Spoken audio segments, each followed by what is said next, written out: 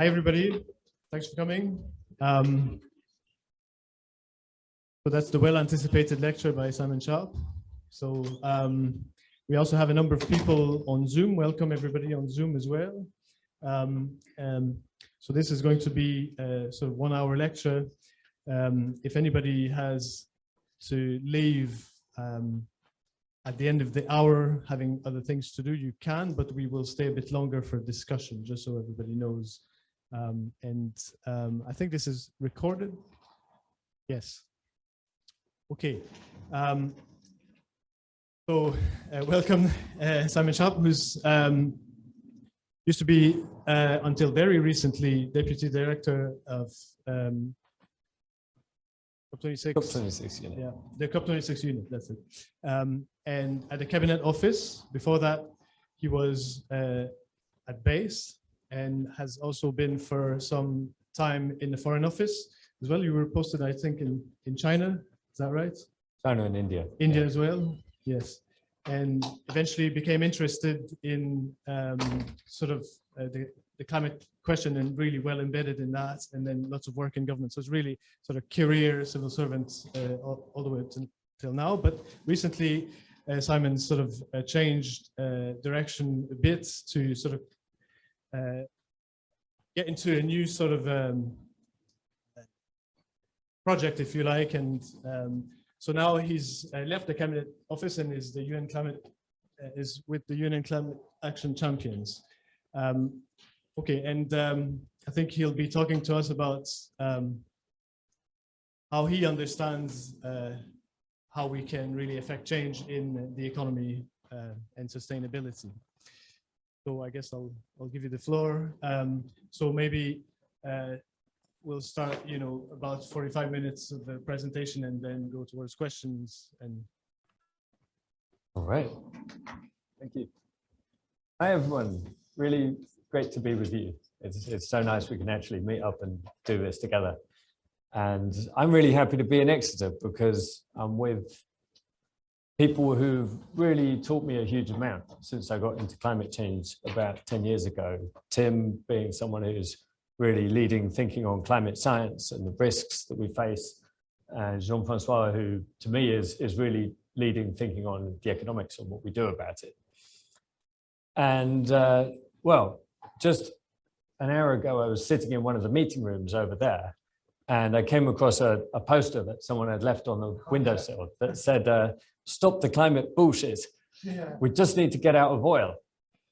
And I like the sentiment. I agree that that's what gets me out of bed in the morning. But the question is how? How do we get out of oil? How do we get out of coal? How do we get out of gas? How do we, in my words, tip the fossil fuels out of the global economy and do that really quickly? That is a non-trivial question. It's not simple, but this is what we have to think about. So what I'm going to focus on particularly is how we understand the economy and therefore how we think we can make it change. And I want to start by contrasting two things. One is the definition of equilibrium. Equilibrium, according to the Oxford Dictionary of Economics, is a situation in which nobody has any immediate reason to change their actions so that the status quo can continue, at least temporarily. So in other words, a situation where nothing changes. Contrast that with what does the Intergovernmental Panel on Climate Change say that we need to do to solve climate change? Rapid and far-reaching system transitions, unprecedented in terms of scale. Whereas a system transition is where you change a whole system of production and consumption and governance of stuff that's happening in the economy, things that we make and use, buy and sell, walk on and travel in and live in, changing all that stuff and changing it quickly.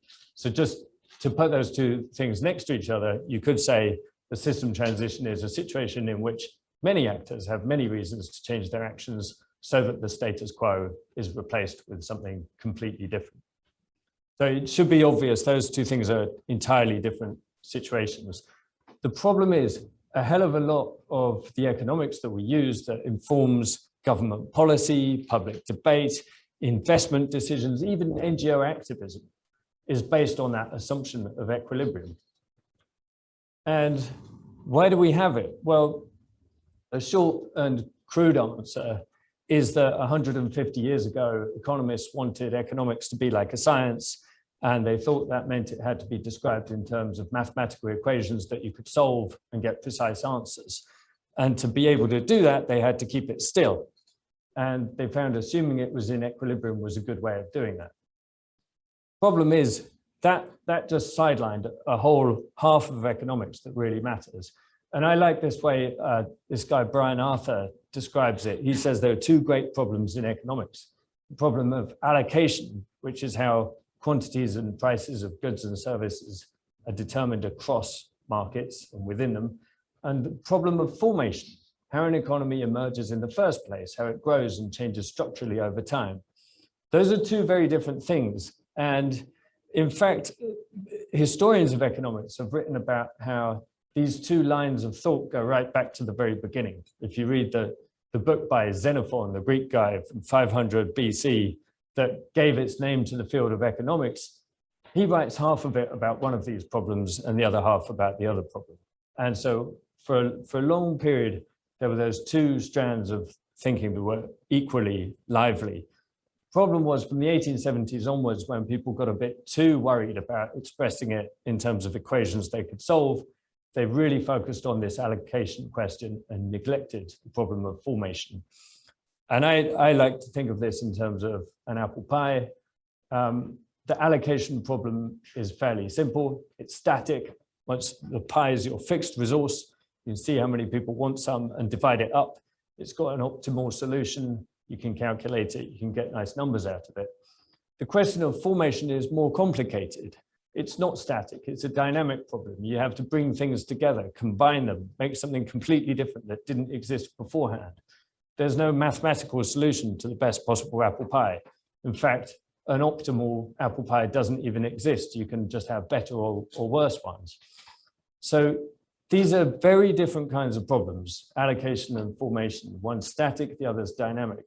And to understand them, you need different kinds of theory, different models, and different decision-making frameworks. And if it's not hard to imagine that if you apply the one set of theory, models, and frameworks to the other kind of problem, you come up with the wrong sort of answers. And this was what I think the most important finding of a report that I worked on together with Jean-Francois. This is a joint work from experts in China, India, Brazil, the UK, and Europe. And they looked at, in the low carbon transitions that we've seen so far, or the beginnings of them, some of the biggest successes that we've seen, like solar power in China and Germany, offshore wind in the UK, onshore wind in Brazil, efficient lighting in India. All of those are examples of world-leading fast progress. And they looked at how did those happen? What policies was it that brought them about? And then what did the economic analysis have to say about those policies at the time when people were considering them? And they found this, that the policies critical to those successes were generally implemented despite and not because of the predominant economic analysis and advice. And to me, that's an absolutely deeply shocking finding, if you really think about it, that we've all been invested in all this analysis and advice, and it's been actually giving us some quite unhelpful steers, telling us not to do the things that ended up being the most successful things. Imagine what it would be like if we had analysis that was pointing us in the right direction and telling us how to do more of those things that were fantastically successful. We could be making progress much more quickly. So in the rest of this talk, I'm going to concentrate on what I think of as some rules of thumb, contrasting ones that we have that are widespread, that lots of people believe in and that do guide policy, and ones that I think we should have to replace those that are quite different. And because I've been in government for 17 years, I've only just left it 1 week ago, my perspective on this tends to be what could governments do, and so they're rules of thumb for policy, but actually they're equally rules of thumb for investment, for business, and even for activism. Whatever part of this system you want to work with, they're rules of thumb for how you can bring about system change, I think.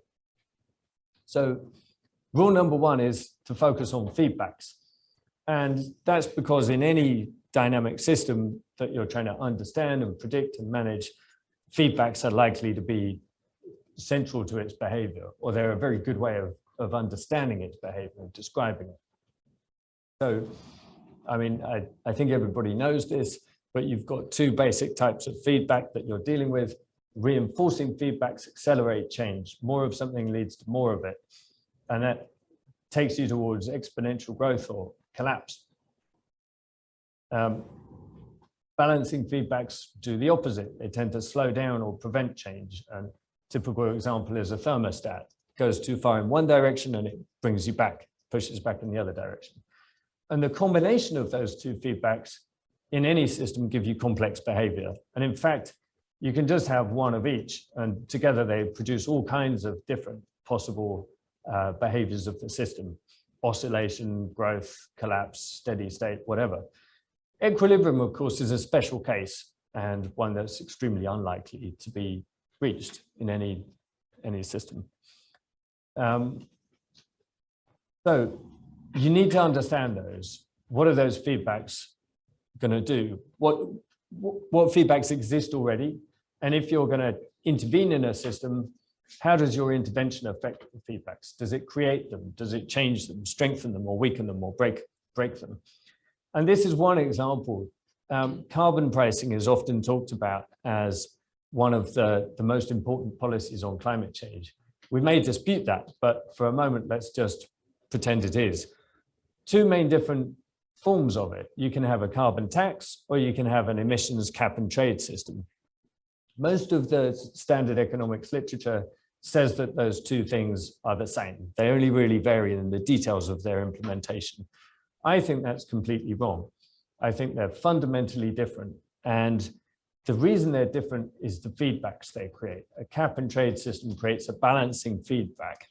If I reduce my emissions, I reduce demand for emissions permits, the supply is fixed. I've just reduced demand, that means the price goes down. So the incentive for you to reduce your emissions has just reduced. That's a balancing feedback. It's a built-in self-defeating feedback loop. And that's why if you look at this diagram, you see the pink line, emissions have gone down. Oh, they went down a bit too far. Balancing feedback kicks in, emissions go back up again. That's what happens. It slows itself down, whereas the tax doesn't have that effect. So when it starts going down, it just keeps on going down. So the tax gets you faster emissions reduction, and it actually does it at lower cost at the same time. So it's clearly a better policy. Most people don't know this, and lots of governments around the world keep inventing new cap and trade systems. And the reason they don't know it is they haven't thought about the feedbacks. Because if you base all your analysis on the assumption of equilibrium, you don't really have any feedbacks. So rule number two, in fact, this is addressing that carbon pricing point. If you look around, it's not hard to find people saying that carbon pricing is the most efficient way to reduce emissions. There are reports from the World Bank that say that, from the IMF that say that, from lots of well-respected economic institutes. Lots and lots of people say this. And in fact, not long ago, I met a climate envoy from a very large economic bloc who said to me, oh, well, I think if you ask 100 economists, they would all tell you that carbon pricing is the most efficient way to reduce emissions. And I said to him, well, I agree. Do you believe them? And he said, oh, yes, I do, absolutely. That's dangerous. That's really dangerous because they're wrong. It isn't the most efficient way to reduce emissions. I think the new rule of thumb is that investment beats tax to begin a transition. Tax might be more useful later on, which we'll come to. But at the beginning of a transition, targeted investment, I think, is massively more efficient. And I think there's theory, models, and empirical evidence that all line up to tell you that. And just to give a glimpse of why that might be, I mean, at the most basic level, I think about it in physics terms. I'm actually a physicist, not an economist, if I count as anything at all. And think about this as you're trying to apply some pressure to a system somewhere to change it. Pressure is force over area. You've got a certain amount of force that you can exert. Do you want to spread that force over the 95% of the market that is your fossil system with all its incumbent power and ability to resist you? Or do you want to concentrate that force on the 5% of the market that is your renewables, trying to do something new and actually wants to work with you? If you only think about it in those terms, then you'd think, well, surely you apply that force to the small area. You bang the nail into the wall, you don't try and push the wall towards the nail. Then think about it in a more dynamic way. What are the feedbacks you're playing with? Well, if you invest in the new stuff, you're actually strengthening a lot of reinforcing feedbacks. So all of those give you increasing returns on your effort. They all give you compound interest on everything you do. You have learning by doing. The more we do something, the better we get at doing it. Economies of scale. The more we do it, the cheaper it gets. The complementary technologies. The more we use one technology, the more others grow up that make it easier and better to use. And at a larger scale, this whole feedback of investment in new technologies, innovation and improvement, increasing consumer acceptance and demand for them, and increasing investment. So all of these feedbacks kick in and help you if you invest in the new stuff. What happens if you tax the old stuff? Well, it's a mature system. There aren't really any feedbacks like that to play with. And in fact, you get some of the opposite. You get some of the balancing feedbacks. Let's say you put a tax on coal. Well, a lot of the coal system can just respond by burning coal a little bit more efficiently. What does that do? Well, it actually brings down the price of coal a little bit, or the services provided by the coal. Demand for those might increase. Jevons paradox is a balancing feedback. So actually you've achieved nothing at all. The other thing that can happen is you tax the fossils get unhappy and they bite back with a political opposition. That doesn't help you either. So you've only got balancing feedbacks at that stage in the transition if you price the carbon. So that's the theory. And on what are we seeing in practice? Well, I love this quote from Stefan Hallegatte, who's one of the top climate change economists at the World Bank. He says, today, renewable energy is cheaper than coal in many places in the world. All major car manufacturers are working on several electric car models, and cities are starting to switch to electric buses. All of this was achieved with policies focused on new investments, not with carbon taxes. And so I look at that and I think, well, surely we shouldn't be surprised. We should understand there are reasons for that, and we should keep replicating that. And what happens when we do that? Well, you see like this progress in solar power over the last half century. The cost of it has come down by a factor of around 3,000, probably more than that since I first started using this slide. It's probably about 5,000 or 6,000 now. And compared to that, the coal, gas, nuclear costs haven't really changed at all significantly over the last century. So that is the kind of progress that we can have. And here's how it compares to our expectations. 15 years ago, governments collectively and analysts thought that by the year 2020, we might have deployed about 50 gigawatts of solar power globally. When we got to 2020, we deployed more than 700 gigawatts. So more than 10 times as much. They were out by an order of magnitude. So that just shows you, if you work with the reinforcing feedbacks, you can go 10 times faster than you think you can go. That's the payoff that you get from activating those feedbacks. That's the kind of thing we need to be doing deliberately, consistently in all of the sectors that we have to decarbonize. Don't just let it happen by accident in a few places and then be surprised.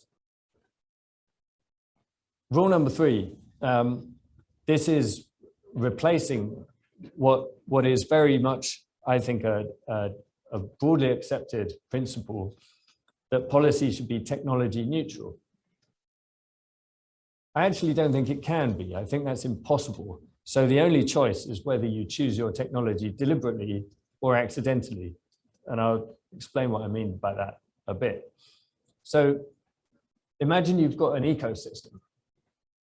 Does anybody think you could intervene in that ecosystem in a way that was fish neutral, that didn't affect any actor in that ecosystem any more positively or negatively than any other actor? If you think about it, it's obvious you can't. Anything you did to it would tend to advantage some things and disadvantage other things. And because it's a complex dynamic system, change in it is path dependent.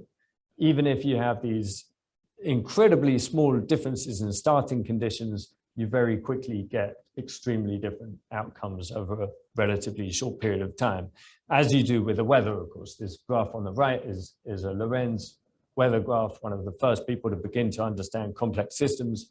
And this is why we can't predict the weather in 2 weeks' time, because tiny differences today lead to huge differences in 2 weeks' time. Same thing applies to the planets in the solar system, only on a different time scale. If you look at in 100 million years' time, I think it's roughly that kind of time scale. You can't tell, is Jupiter going to be one side of the sun or the other side?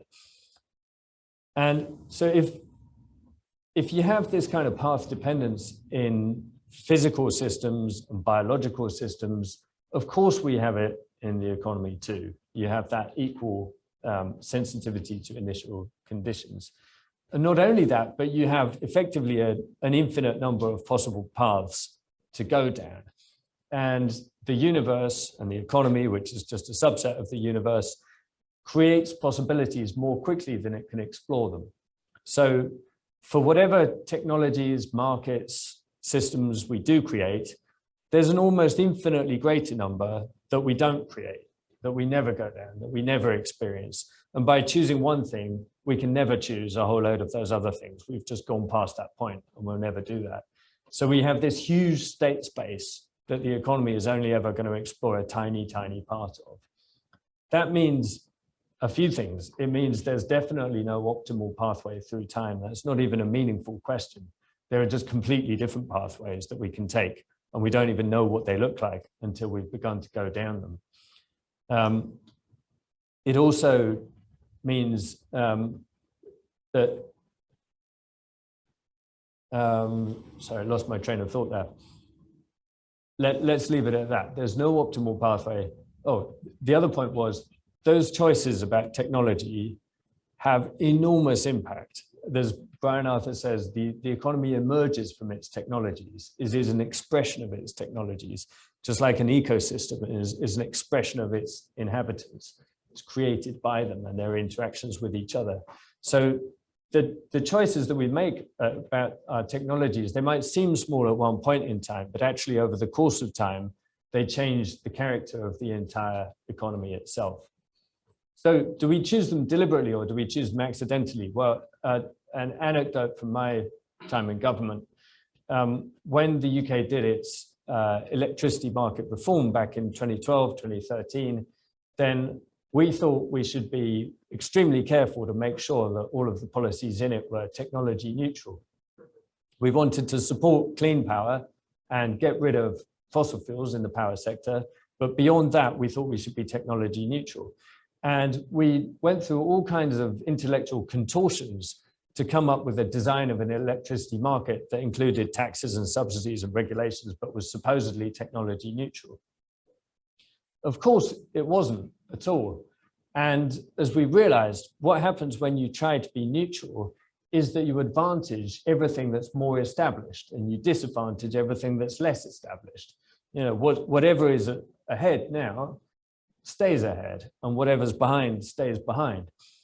And there was a moment where this came to a head when we realized we were about to run a big auction for long-term 15-year subsidy contracts. And suddenly everyone realized this could turn out in one of two ways. It could either give a load of money, millions of pounds of public money, to biomass, which means burning wood chips that are shipped over the Atlantic after we've cut down forests in North America, or it could go to offshore wind. And at this point, everybody realized, oh shit, these things are actually really different. One of them's got fantastic potential for cost reduction as the technology keeps improving. No prizes for guessing which one that is. We've been burning wood for quite a long time. We're not expecting that cost to come down dramatically. Also, one of them can create a lot of jobs and export opportunities. The other one seems a lot less likely to. And suddenly we realize, oh, bugger, we've designed this system in a way that we can't choose between these two things. The outcome's going to be an accident. We did what we could to nudge it in the right direction. And luckily, it turned out that previous policy had been enough to bring enough momentum to the offshore wind development that in fact, when it came through, it did beat the biomass, and that was it. The biomass in the power sector, forget about it. It's never happening again. and offshore wind is absolutely taking off. Its costs come down 70% in a decade, and jobs and investment and exports and everything are going up. So we were lucky, but this is the point. If we don't want to be chosen for us accidentally, then we have to choose deliberately. Rule number 4 is about regulation, and there's a sort of an existing rule of thumb, if you can call it that, or just an assumption, that regulation is inefficient and increases costs. And of course, sometimes it is. You can have terrible regulation, and you can have whole economies that are desperately over-regulated and hugely inefficient as a result.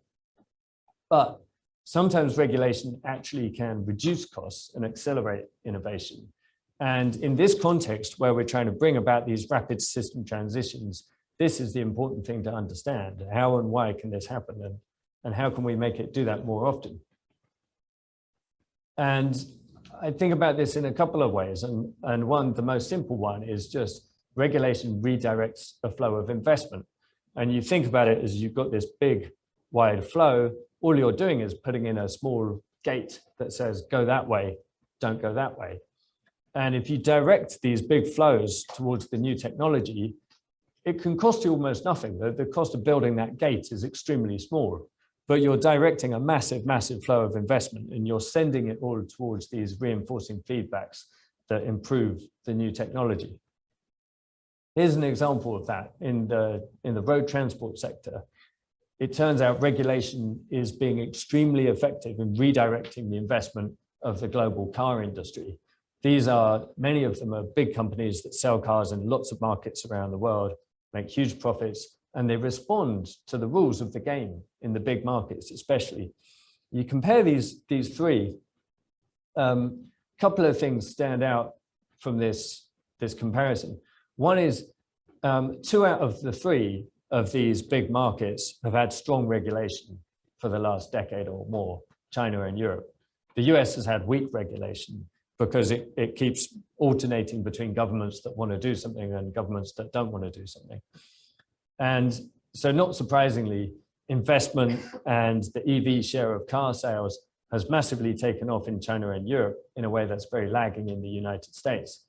The exception to that is California. California has had very strong regulations going back at least the last decade. And the California electric vehicle share of car sales is about 4 times what it is in the US, in the rest of the US. So it's about 8% in California, it's about 2% in the rest of the US. That 4% is for the country as a whole. So, and the other thing, you look at Europe itself, the most recent regulations that were much tighter than the ones that had gone before came in the European Union on the 1st of January 2020. And what do you see? A big jump from the EV share of car sales being about 3% before that to about 10% in the year after it. So that's regulation shifting investment from one thing to another. Now, the other thing, what does it do to innovation? Well, obviously, the innovation comes from where the investment is. So that's a very simple way of thinking about it. Another way of thinking about it is in these evolutionary terms, that what affects the rate of evolution, right? I need to check whether people still agree with what this guy wrote in 1976. I hope he's not been completely disproven. If he is, then you can skip this part of my talk. But he said that the rate of evolution was proportional to this ratio, the fittest possible design and the mean fitness of current population. What does that mean? If a population is a very good fit for its environment, it will evolve slowly because it's already doing well. If it's a very bad fit for its environment, it will evolve more quickly. It's being forced to survive. And so if you're a policymaker, well, what's the easy thing to do? It's quite hard to improve the best possible design. So you've got very weak leverage on that top half of the ratio. But actually the bottom part, you've got huge leverage. You can change the fitness by just changing the rules of the game. That's what you do when you regulate or you tax or you subsidize. You change the rules of the game in a particular market. And you can make what was once fit for its environment unfit for its environment. And that's what you do with these vehicle regulations. It's a good example of that. You say, well, you can only sell cars that emit below this much per kilometer. Suddenly everything that emits more than that is completely unfit for its environment and it's going to die. So the actors in that environment are being forced to evolve more quickly. And that if they're forced to evolve more quickly, that means they're going to shift their resources from exploitation to exploration. So, for example, a big car company, instead of spending a huge amount of its budget advertising its latest SUV, it might shift more of that budget to R&D in electric drivetrains, which is what we want them to do. And here's an example of that same effect applied to product efficiency standards for things like fridges, air conditioners, and washing machines. And I especially like this example because this was a paper done by Stephen Chu, along with a few other people. Stephen Chu was a Nobel Prize winning physicist who went to work for Barack Obama's government as energy secretary. And of course, he was there because he wanted to do something useful about climate change. And he found all the economists in his department kept giving him unhelpful advice. And they kept telling him that if he did these product standards that he knew ought to be done, it would raise costs. And he was so pissed off with this that he spent his own spare time writing an academic paper. This guy had published 500 papers on physics and won the Nobel Prize. This was his first paper on economics. And he went off and found other people to help him do it. And he did this empirical study, looked at the fridges, looked at the washing machines, looked at the air conditioners. What happened when you brought in these tough regulations? It actually made the costs come down more quickly than they had been coming down before. It accelerated innovation. It didn't add costs, it reduced costs. I understand that through this evolutionary explanation. It forced these companies to shift more resources from exploitation to exploration. So finally, we come back to tax. And I've been rude about carbon pricing before. I think it's much less useful than people generally say. It's not the most efficient way to decarbonize. However, there are situations where it can be extremely useful. But this rule of thumb or principle that we have widely propagated at the moment is that a carbon tax should reflect the social cost of carbon.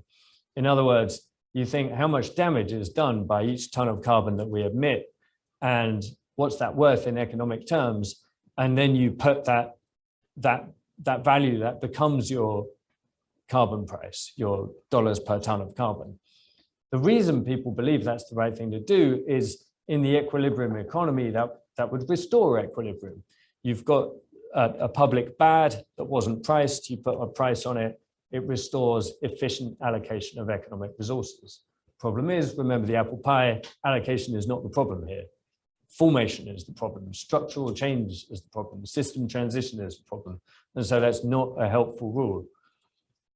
And let's just run through that. Well, to begin with, the social cost of carbon is a completely meaningless calculation for a couple of reasons. One, there's fundamental uncertainty about all the things that will happen as a result of climate change. There are real and genuine question marks. If the world-leading climate scientists in Exeter University say that something is fundamentally uncertain, you can't just find an economist who can put a probability distribution around it and come up with a number. They might try to, but they've made it up. There's no more polite way of putting it. They've just made it up. It's a made up number. And this guy, he's another Nobel Prize winner. There's a few in this talk, but he's an economics Nobel Prize winner. And he has somehow added up question marks and enormous ranges and some other numbers and produced a number that equates to 3 significant figures. If we need any convincing that we shouldn't trust the social cost of carbon, then look at how it's produced.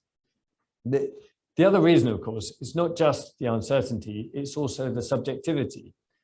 How do we decide what any of these changes are worth in economic terms? Well, your value is as good as mine, is as good as anybody else's. There's no right answer. And there was a very, I thought, helpful expression of that in an early draft of an IPCC report never quite made the light of day, this particular paragraph. It probably made more enemies than it made friends in the academic community. But it basically said that you need to come up with a parameter representing willingness to pay to avoid human extinction. Without such a parameter, social cost of carbon estimates incorporating risk aversion and potential catastrophic impacts can be unboundedly high. So in other words, the social cost of carbon is somewhere between 0 and infinity, whatever you want. At the same time, the White House was saying, we've asked the best experts in the world, we've done rigorous technical analysis, rigorous evaluation of costs and benefits, and we've changed our estimate from $36 per ton of CO2 to $37 per ton of CO2. It's utterly meaningless. So forget about all of that. Hopefully, that's the point, just forget about that. What can we do that's useful to do with tax? Well, let's think about tipping points. As Tim would explain much better than me, tipping point is a place where a small intervention produces a large effect, and it sends a system into a different state from the one that it was in before. And so imagine that you're in a market which is different from the one we looked at earlier. It's no longer 5% clean, 95% fossils. It's now 50-50. They're both equal shares and they're competing against each other. They're battling it out in all the ways that they can. Which one's going to win? Drop a little thing onto the clean tech side of this seesaw and you help it win. And because it's got those reinforcing feedbacks that give increasing returns to scale, if you help it gain the upper hand at this point in its journey, that's it. It's never looking back. It's going to run away. The fossils will get left behind. So two real life examples of that. And one is in the power sector in the UK. We had a flat tax on carbon in the power sector added on top of the emissions trading system in the EU. And at one point, that had a tipping point effect. What it did, this was at a point where renewables had been growing in the system and they were shrinking the space for fossil fuels, gas and coal. And so they were already, gas and coal were competing over a smaller space of the market than they'd enjoyed before. And generally, the coal, the dirtiest fossil fuel, the coal was also the cheapest. And so in the electricity market, the coal always got to generate first. Once you've used up all the coal burning, if you still got more demand, then you go on to the gas. But what this did, this carbon tax, at this particular point in time, was swap those around so that the tax, naturally, because the coal is more carbon intensive, the tax constant value of dollars per ton added more to the cost of the coal than it did to the cost of the gas. And so they swapped around in the merit order, and you had to generate all of the gas before you could start burning any of the coal. So that radically reduced the amount of hours that you could run a coal power station for in a given year. And it also made it less profitable when you did run it. So it led to this second tipping point in the profitability of coal plants.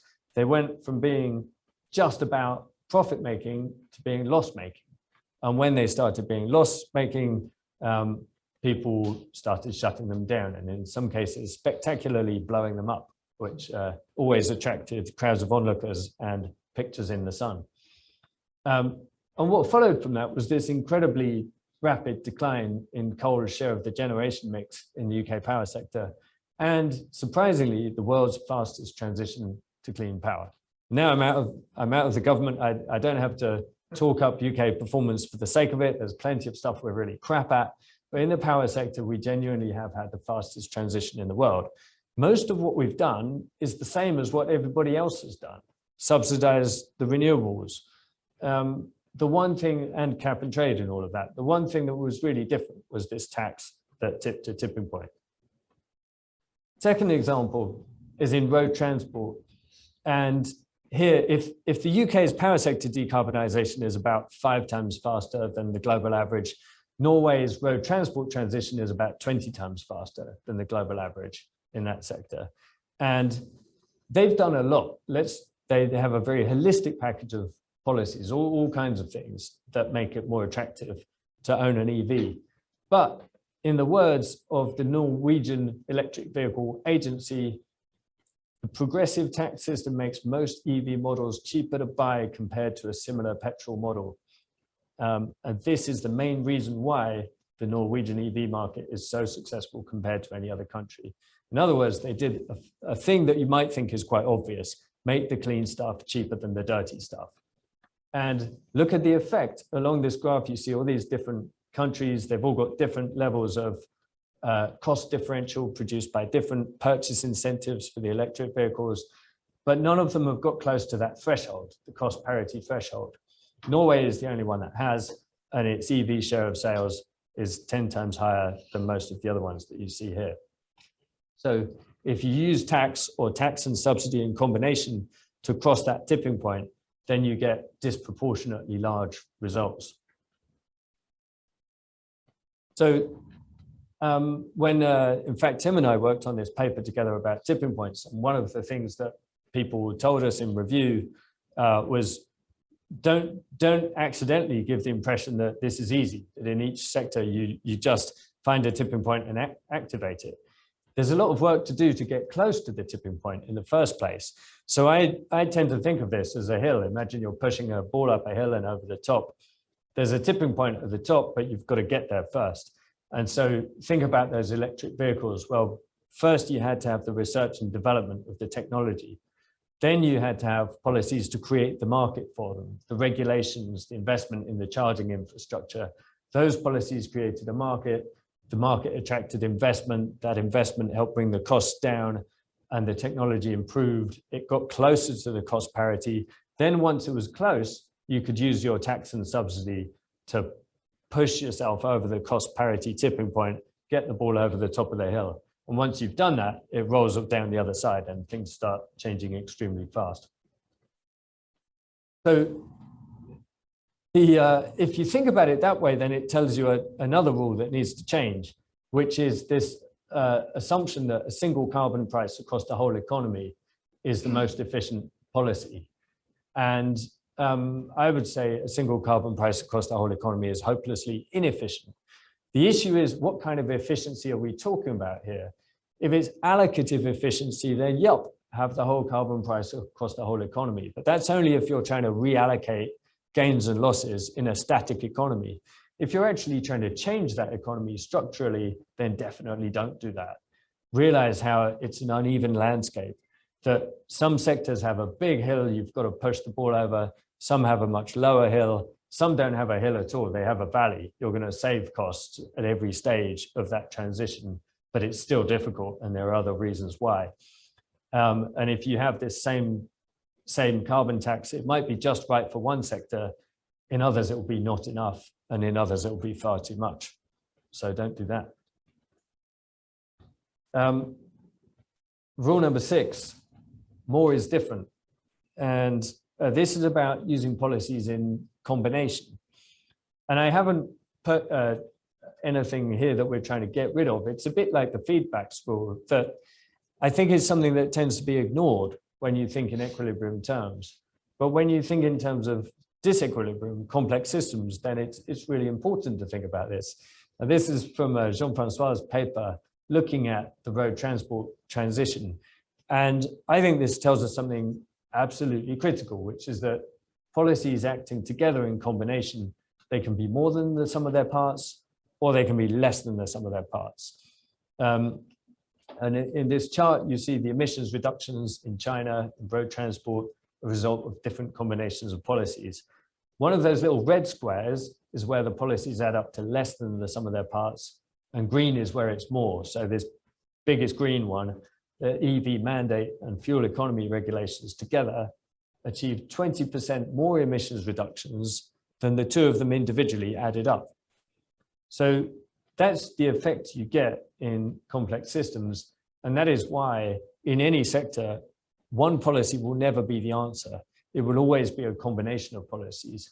The critical thing is to think about what's a good combination, not a bad combination. And just to end that bit, I did a bit of work with a guy called Frank Heels, who's an expert in historical technology transitions. And he's spent lots of time studying what made them go faster, what speeded them up. And I think it's just helpful to remind ourselves, if you think about the transition from horses to cars, what were the different things people did that helped that go quickly?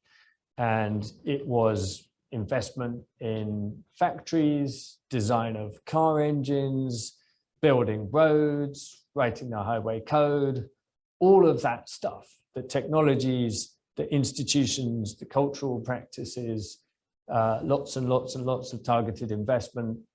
It wasn't just putting a tax on horse shit. That will be true for all of the system transitions that we have to do to solve climate change. This is the final one.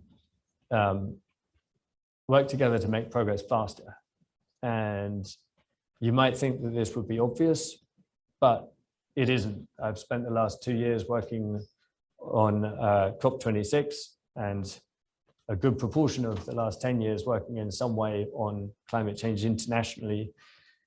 And at the moment, we're in this slightly weird paradigm where most of the attention is on what countries can do individually, and also on companies and even people individually.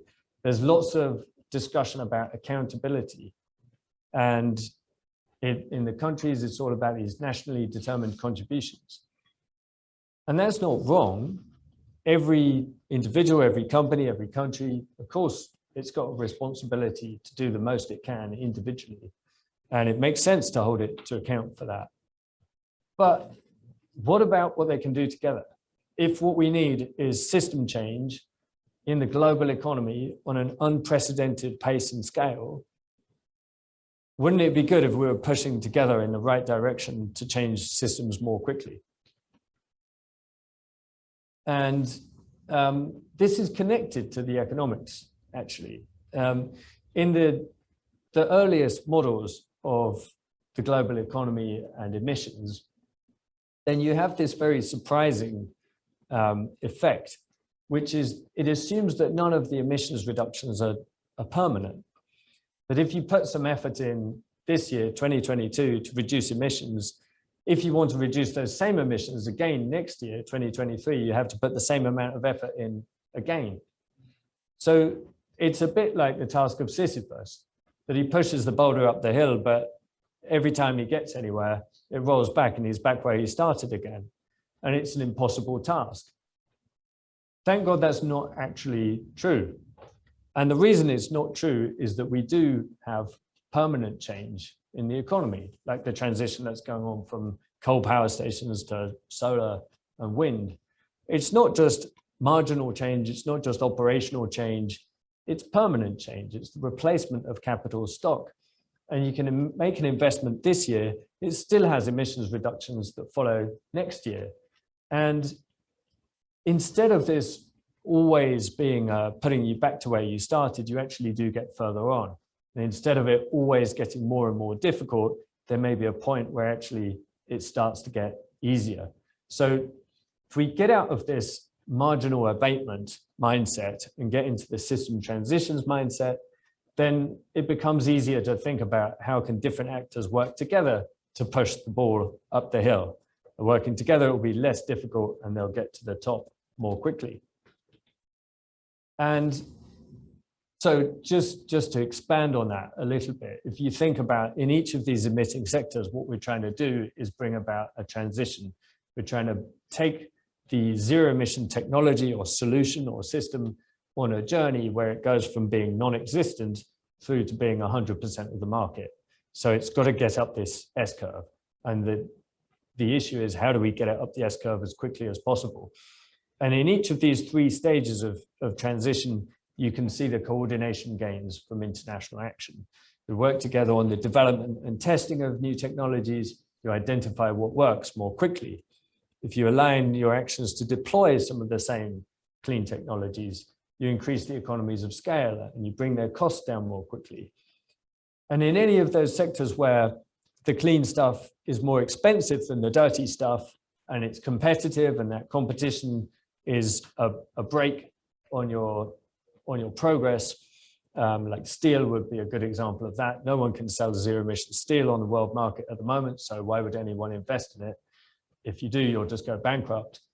In all the sectors like that, if we coordinate on standards, if we set the rules of the game together, then we can make it so that the clean stuff wins, the dirty stuff loses. It doesn't mean we're not competing, we're still competing, but then the competition will be an accelerator of progress in the transition and not a brake. So that's what we need to be doing. And when we see it this way, then it becomes the diplomacy as a positive sum game is about how do we move more quickly to something better instead of a zero sum game or a negative sum game about how do we divide up the existing static economy or divide up that burden of changing it.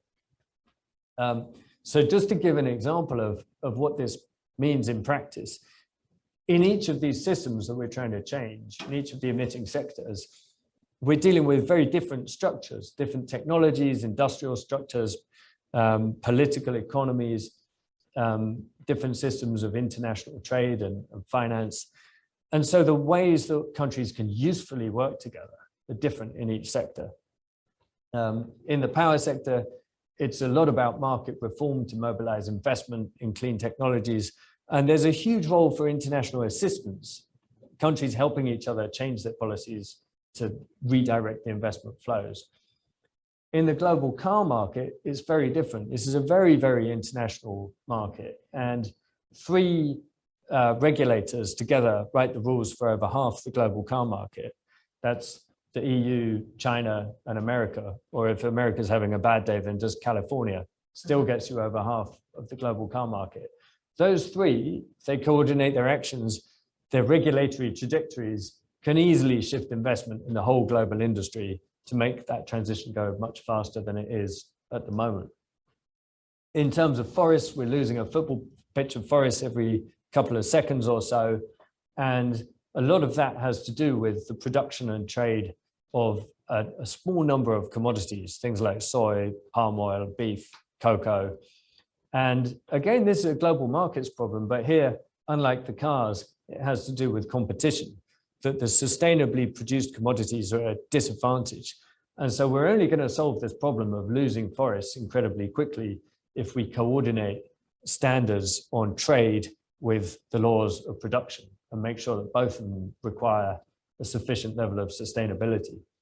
So in those three sectors, not only are there different ways that countries need to coordinate or cooperate, but it's also different countries. California is really, really important to the road transport transition. It's not really so important to either of the other two here. The Ivory Coast is incredibly important to forest risk commodities. So is Malaysia, so is Indonesia. None of those are really so important to road transport. So if you get 196 countries together to try and agree how to reduce global emissions, they are not going to agree very much. The furthest you'll get is as far as we have got, which is they all agree, yes, we should reduce global emissions. Yes, we'll all do a bit, that we'll decide ourselves how much we do. And yes, we'll all tell each other how much we've done on a regular basis and maybe encourage each other to do a bit more. You will struggle to get any deeper cooperation than that if you work with all countries in the world at once. But if you go sector by sector and you find the critical mass just enough to move the global market a bit further along the S-curve from wherever it is in the transition, then you might have something tractable. You've got a small enough number of actors that have a strategic stake, and you may be able to find the space for positive sum collaboration that moves things forward. If you do that, this is just a reason to have a little bit of optimism, I think, which we need, because let's face it, we're facing a really tough situation.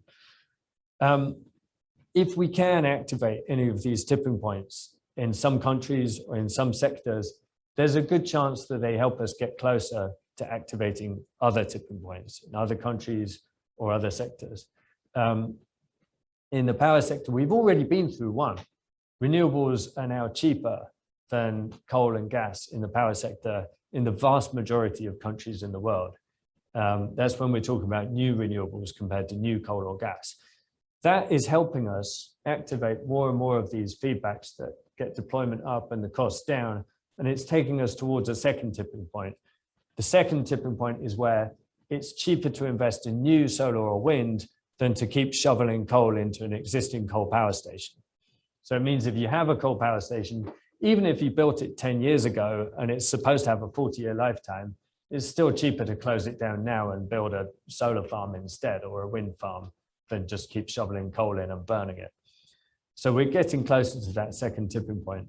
And when we've gone past that, we can expect another massive acceleration in deployment, further cost reduction, and we're getting towards cheaper and cheaper clean power that will then support the decarbonisation of a load of other sectors, including road transport, heating, and large parts of industry. Another one close to my heart is this cascade that starts in road transport, where the more electric vehicles we have on the roads, the more batteries we produce. We know there are problems with that as well. We have to make the batteries sustainable, but we still think we need batteries. Produce a lot more of them, the costs come down, and then that helps us decarbonize the tougher bits of road transport. It also helps us with the power sector. Once you've got cheap batteries, then solar or wind plus batteries becomes cheaper than coal or cheaper than gas. It also takes away the largest market for oil. And suddenly that means you've got these oil companies with massive, massive resources that have to get a whole lot more serious about diversifying their investments than they ever were before. So they suddenly then have to think, okay, greenwashing is not going to be enough. If we're going to survive, we have to invest and live somehow in the clean economy. How are we going to do that? So that's another cascade that we can bring about. And when you think about it, all of these sectors are connected up to each other in the global economy. This is the flow of primary energy through to conversion devices, through to the final services. So it's what's happening with the energy in the economy. And I think about those cascades as having potential to go in all three directions on this diagram. The one I was just talking about is a sort of up-down one. Use the transition in cars to scale up batteries, and it helps with the power sector decarbonisation. So you go up, down across sectors like that. You can go from left to right, invest heavily in your renewables, you start getting cheap, clean power. That changes everything to the right of it. It becomes easier to decarbonise all of those things. Or you can start at the right-hand end. Let's start with buildings and say life cycle emission standards on buildings and enforce those. And then that forces a whole load of change back down to the left. So maybe it means people start using a lot less steel, or they invest seriously in low carbon steel. So there are ways you can catalyze change in all of these directions. So if we're bringing about change effectively in any part of this system, we're likely to help accelerate change in the rest of it too. So one of the things I worked on for COP26, and in fact I've left government to work on some more, is this thing we call the breakthrough agenda, which was basically everything that I've just been talking about. That said, instead of all trying to agree how we divide up the finite global pie of carbon emissions, that shrinking finite global carbon budget, and seeing that as a zero-sum game, why don't we work together to cross the tipping points in each sector where the clean stuff outcompetes the fossils? And we've got 45 countries saying, yep, we're up for this, let's do it. And that includes China, India, the US, the European Union, and a bunch of others, 70% of global GDP. Work together to make clean technologies and sustainable solutions the most affordable, accessible, and attractive option in each emitting sector before the end of this decade. So that's nice, but we have to make it real. I would say we're at the beginning of a shift in the diplomacy of climate change, where countries are realizing that virtually everybody has agreed now to net zero by mid-century. But at the same time, they're all realizing that's bloody difficult. And for the next decade, most of their emissions targets point up instead of down. And if we're going to change that, then we really do need to coordinate our efforts around these system transitions. So we're at the beginning of that realization, and there are emerging efforts to put that into practice. But we need to strengthen that consensus. We need to show the way by demonstrating it. We need to make the arguments and advocate for it. So this is my last slide, and it's really just saying that you can work in any of these different parts of the system and contribute to progress, contribute to speeding things up. Because we're here in a university today and we've been talking about economics, I'd highlight that as a really, really particularly strong leverage point, that if you can change the understanding of economics, take forward this understanding of complex systems, apply it to decarbonisation problems, communicate that broadly and loudly and enable more effective policy, that will be incredibly strong in strengthening this reinforcing feedback between the policy, the finance, the technology and the advocacy, all of this which is driving us forward. So I'll stop there and we can talk.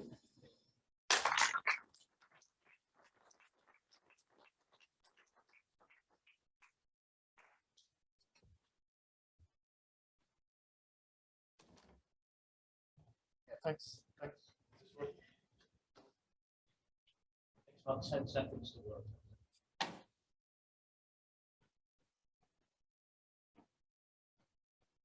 Now? Is it working? No?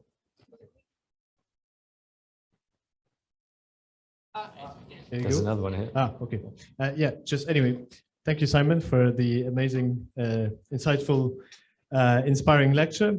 I'll invite questions and not just, I mean, obviously about the presentation clarifications, but also feel free to ask questions about what life is like working for UK government, because we've got Simon here, he's been there for all these years, and I think it's really interesting to sort of know how people get involved in making things happen.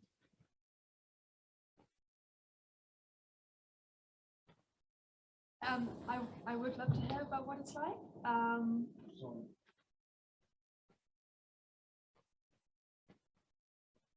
I would like to have said, I would love to hear about your work and how that was. My specific question was that, as you just said, international effort and international politics is going to be a huge part of it. And hopefully it is more part of it moving forward. But in your experience, what are the key negotiations and challenges that the UK has with other countries for this low carbon transition? Sorry, just repeat the last bit for me more loudly. So what are the key negotiations and challenges that you found that the UK faces when negotiating with other countries to have this international effort towards this goal? Yeah, okay, yeah. So the big challenges the UK faces where we're negotiating with other countries. Well, in a way, I'd say the biggest challenge is that we're not having the kind of negotiations that we need to be having.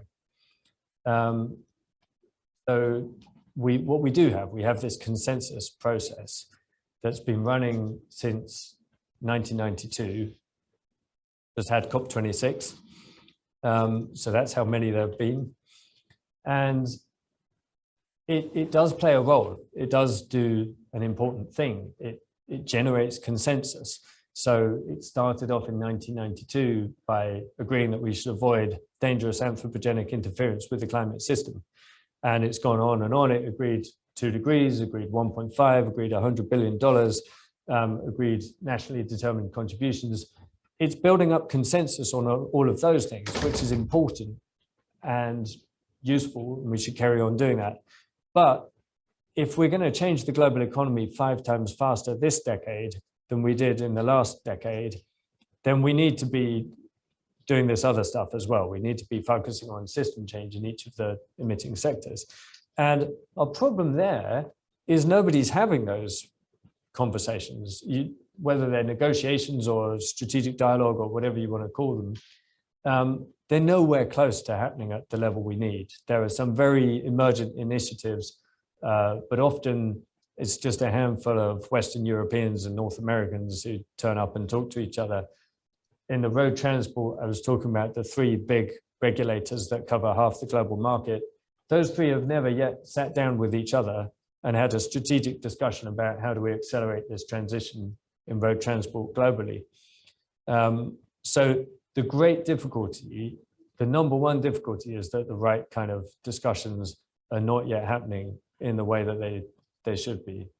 I would say once you do get into them, then of course you have some real interests on the table. So we did, one of these discussions was about the forest risk commodities. We've got a group of countries together to talk about that. There are really large interests on the table for the producer countries.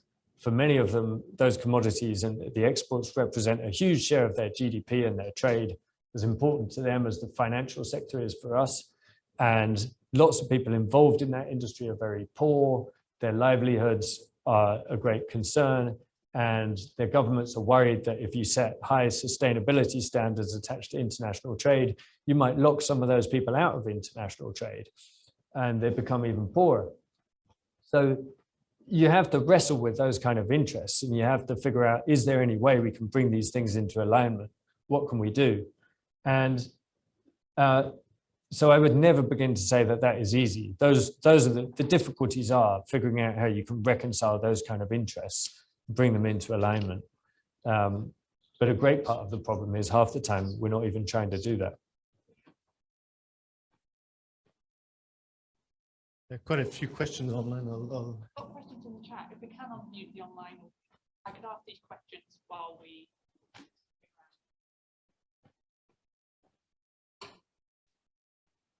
Well, first of all, Simon, lots of very positive comments on your talk, so thank you for that. A question from Arpan. While new investments can help the system reach a tipping point, where in your experience does the new investment come from if there is, like you say, no carbon tax? Well, a quick answer, where does the new investment come from? Government subsidy is a big part of the answer. Governments can do that, and it's what we've seen in the power sector. It's been governments deciding to subsidize the production and the consumption of electricity generated by wind and solar. And there are lots of different policies that can achieve that, but fundamentally, at the most basic level, they're all the same. They're channeling resources towards the new stuff. So in the UK power sector, recently I was talking about offshore wind. We set up a system called the Contracts for Difference, where it sets a price and guarantees that the offshore wind generators will get at least that amount of money for every megawatt of power they produce. And early on, that was a very, very large subsidy. And that's what they needed to create that industry. But once it kicked in, all the feedbacks happened, costs came down by 70% in a decade. And now we have the same kind of contracts, but a lot of them now are negative subsidy. The industry is actually paying back money to the government because the offshore wind is cheaper than gas. Thank you. Another one from Goodwin Gibbons. What thoughts do you have about the role of negative emissions in the final stages of decarbonisation? How does a tool like that fit into the picture you're painting? It's a great question. Quick answer is it doesn't. It really doesn't. And I struggle to think how we're going to do negative emissions because I can't see the market for it. All of these transitions, the historical ones or the ones I'm talking about that are unfolding now, they're transitions from something old to something new, where the new thing is in some way better than the old thing. And for negative emissions, the only way I can understand it at the moment is we're just paying to avoid a danger. So it's a very different thing. The only way I can really imagine it happening is when we've made so much progress on all of the transitions in all the emitting sectors. Let's imagine that we've reduced global emissions by 90% compared to where they are now. By the time we've got there, maybe we'll have so much confidence in our ability to get to global net zero, and we'll no longer need to be directing our investment towards all those other sectors because we've done that 90% and we've freed up all of that resources. Maybe then we'll go, oh, well, now it's really worthwhile finishing off the last 5 or 10%. And we can do that simply by clubbing together and spending a load of money to shove some carbon underground. Maybe. I don't know.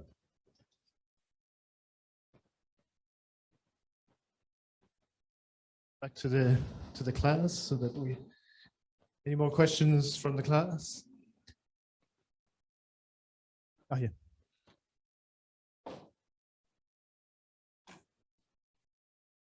Hi, kind of on that last point then, do you think like the increased prevalence of like private offsetting programs are then particularly obstructive and then complicate that process of reaching a point where negative emissions technologies are a, you know, attractive thing to be investing in?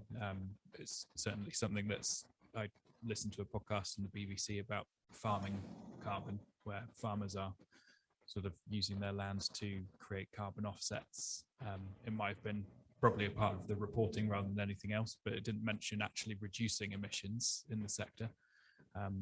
But yeah, it seems to be an increasingly popular thing to do, a bit of greenwashing and offsetting. Yeah. Just wondering how your thoughts are and how it fits into this whole conversation. Yeah. So I generally don't like offsetting. And the reason is, you know, when I was talking about the tax compared to investment, I was thinking about it in terms of pressure, trying to put on pressure to change a system. What are you doing if you're offsetting? Well, in the place that is buying an offset, you're taking away pressure in a way. You're saying, I'm not going to change something here. I'm going to buy something over here to make up for the fact that I haven't changed anything here. So over here, you've sort of weakened the effort. Now, maybe you were going to do nothing there anyway, so it doesn't matter. Maybe it's a company in a sector where there's no policy. It didn't have to reduce emissions. It just felt like giving some money to somebody else over here to plant some trees. Well, okay, in that case, you didn't really lose anything. Nothing was happening there anyway. Still nothing's happening over there. Over here, you've got some money to plant some trees or invest in, you know, soil carbon. Well, great. These guys are happy. You've done something useful over here. So sometimes people do like it, and it can do something useful because the place that is receiving the money does something useful with. The time when I think it's dangerous is when it's sucking pressure out of where the pressure needs to be. And an example of that is aviation, where the whole global aviation industry has come to a wonderful agreement that it will carry on increasing its emissions for as long as it likes, and it will offset the growth in those emissions. And that's, I think, an example of what we don't want to happen, because it's just sucked all the energy out of anything that could have decarbonized aviation. You can plant as many trees as you like, but it won't do anything to get a transition started towards electric planes or sustainable aviation fuel. So that kind of thing, I think, is a real mistake. And you would be better off finding a source of finance for sustainable farming that had nothing to do with carbon prices. Find a source of finance that works as a self-sustaining system in that part of the economy, and then treat aviation separately, deal with that on its own terms, and don't give them such an easy time. So I hope that, yeah.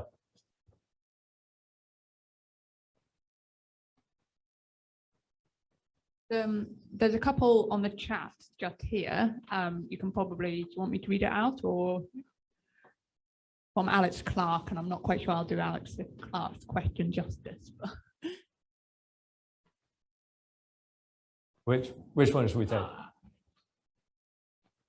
we go to Alex Clark. So his question is, many of the investment side policies, CFD, FITs, other incentives can exist alongside carbon pricing policies.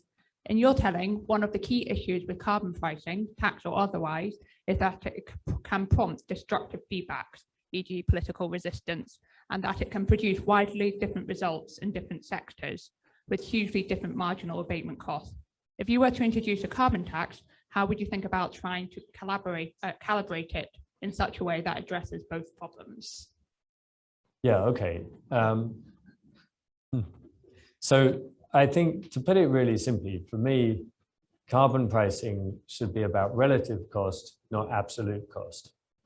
And absolute cost was what that social cost of carbon stuff was all about. The idea that there's some correct carbon price. I don't think there is. There's no correct carbon price, so that's not a helpful way of thinking about it. relative carbon price is a helpful way of thinking about it. If you're really early in a transition, you've probably got a massive cost differential between the clean stuff, the fossil stuff that'll be cheap because it's mature, and the clean stuff that'll be expensive because it's new. And if you've got this really large differential, then taxing the carbon probably won't do anything at all. So my point wasn't really that it's unhelpful, it's just that it won't do very much to help. And you'd be much better off targeting your investment on the new stuff here. But look at that relative price, keep tracking what's happening to it. And when that gap starts to get very close, then you're into the territory where a carbon price that tips the balance is realistic, it's feasible. And if you do it, then it's likely to be extremely helpful. So I think a lot of the time, tax and subsidy together is a very helpful combination. And I wasn't really saying that a carbon price is unhelpful. It's more a question of, if you're debating what is the best thing we can do, the most effective policy at a given time, then I think it's a real mistake early in a transition to think that a carbon price is the most effective. A question from Neil. He is wondering, he seems that this is important and hopeful understanding that he's not come across before, and wonders if you have a book in progress. I do actually. We'll see. We'll see if it sees the light of day.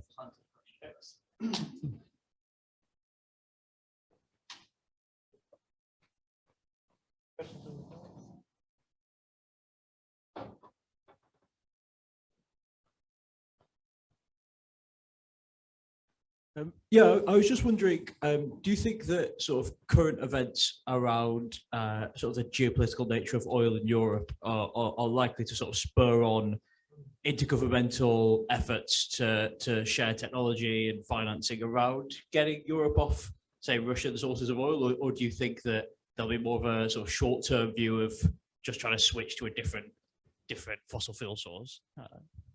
Yeah, we were talking about this over lunch a bit, and I mean, I don't count myself as an expert in energy security and all of that stuff, but I think the president of the European Commission came out a few days ago and said, we are going to go twice as fast on the transition away from gas to get out of our dependence on Russia.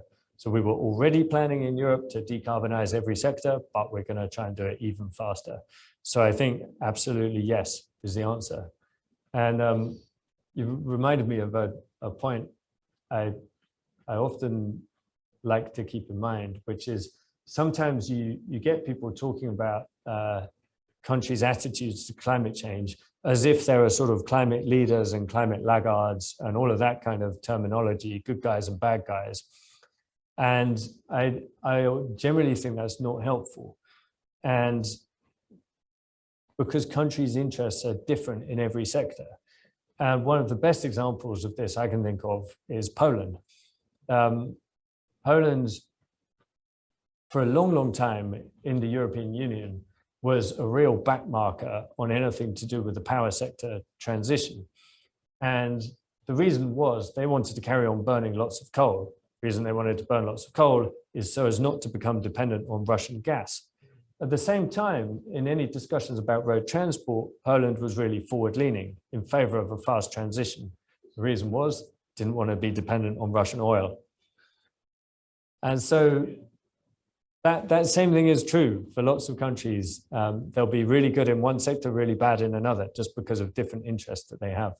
But for a lot of countries right now, reducing dependence on Russian oil and gas is a huge interest. So yeah, I think it'll result in stuff going faster. The time is running. Might take just one more question if there is.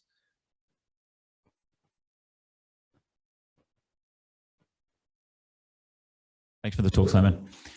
Yeah, so I'm particularly interested in this idea of uncertainty that you touched on a bit.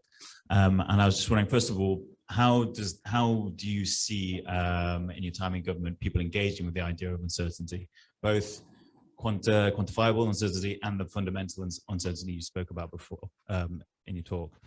And also just how you see that being engaged with more particularly with regards to policy modeling, with these sort of new methods of decision making that you've spoken about? Oh, yeah. So that is a good question. And I think often people engage with uncertainty badly, especially when it has to do with economic decisions. And I think that's partly because whether knowingly or unknowingly, we're working with a system of economics that assumes perfect foresight. You know, your standard economic models used by central banks and finance ministries assume economic actors have perfect foresight. And of course, nobody believes that's true. And there's this real problem of working with assumptions that we all know are false, but we carry on working with them, which really no good scientist ought to do. But it does mean, I think that's related to the fact that you often get quite unreasonable demands for evidence about the future. And I've seen this when people were trying to make the case for policies to support smart systems in the power sector, you know, storage, demand side response, smart grids, all of that kind of thing. And when we were working on the UK's industrial strategy, lots of us said, look, smart systems could be important. Why don't we really invest in this?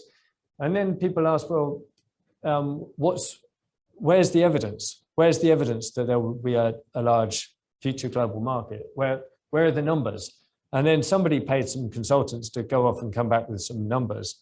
And then everyone said, oh, well, we can't trust these numbers. How do we know they're rigorous and robust? How do they stand up? Of course, they were right. They're kind of made up numbers. But I always wanted to say, well, what evidence about the future do you expect? Where do you think you can get it from? Do you think there's a consultancy out there that does have perfect foresight and you can pay them enough and then they'll tell you what's going to happen in the future? I think there's a bit of a mental block. And the truth is, there are massive uncertainties. And relating to your point about decision-making approaches, we've been making the case that we need to move from cost-benefit analysis to risk-opportunity analysis. And the reason that's so important to climate change policy is that if you're trying to change stuff, you're trying to bring a new system into being, you will definitely be able to measure the costs of your immediate actions. You'll know how much they'll cost and it won't look nice. You won't be able to measure the benefits. Nobody could put a price on the economic value of the internet before we'd created the internet, or 5G phones before we created 5G phones. You don't know. And so if you only count the things that you can count, and you only add up your quantifiable costs and benefits, you have a really strong bias towards the costs, which means a really strong bias to inaction. And you can lessen that bias if you think qualitatively as well, if you think about risks and opportunities. So applied to that example, the opportunity is you look around the world, you see every country in the entire world is installing intermittent power. You kind of know that they're all going to need to integrate that power. You know they're all going to need storage and smart grids and all the rest of it. There's a massive opportunity there. You can't put a number on it, but you've got very strong reasons for believing it's real. That actually could justify some investment in it. So I think that shift, cost-benefit analysis works if you're dealing with the static allocation problem. It doesn't work well with the formation problem. Move toward risk opportunity. I think maybe the-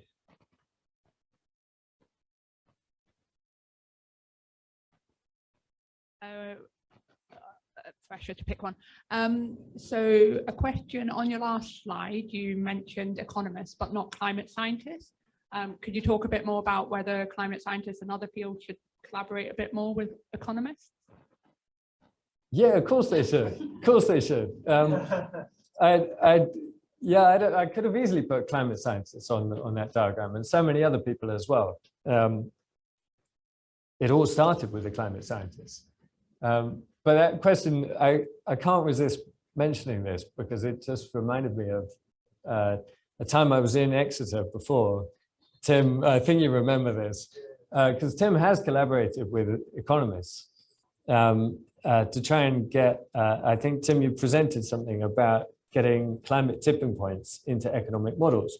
Because these economic models didn't have any of it, trying to estimate costs of climate change. And you presented something on this, and then one of the other scientists stood up in the audience and said, why are you even working with these economists? This whole discipline needs to change. Don't give them any credibility or something like that. And that for me at the time, I had no idea what he was talking about. Now I do, and I understand it. It's a really serious question. I think scientists do have to work with economists, and I mean, all of us have to work together to try and understand how do we bring about rapid and deep system transitions in the global economy.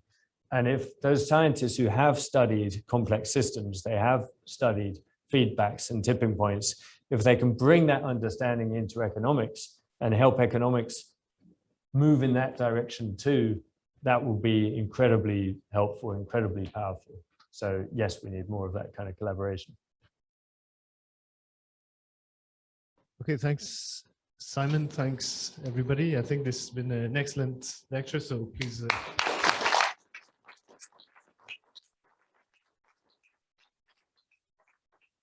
We'll be here for just a few more minutes if you want to come over and chat a bit, but we'll close the session today. Thank you.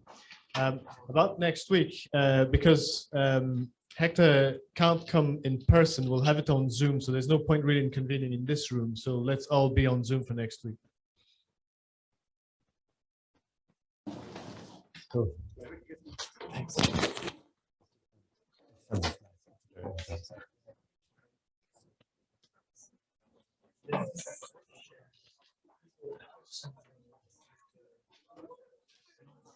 Yeah.